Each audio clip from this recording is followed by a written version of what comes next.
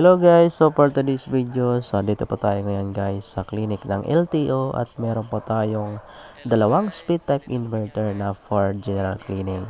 Alright, so napapansin ko na parang ngayon lang po ito na cleaning dahil grabe, sobrang dumi po niya.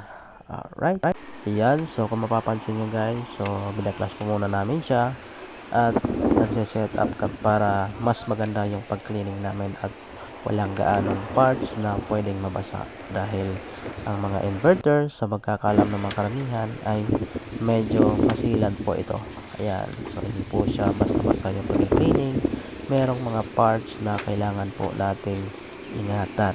Ayan, iingatan natin na huwag mabasa para hindi po magka-problema ang unit na bago natin i-cleaning. Alright, yan, so medyo mataas guys. So andito po kami ngayon sa rooftop. Mapapansin yan, doon po yung Andox at Petron. Right, so ito na po siya guys. Yan, so tapos na muna namin i-cleaning at pinipix na lang po namin. Have a nice day.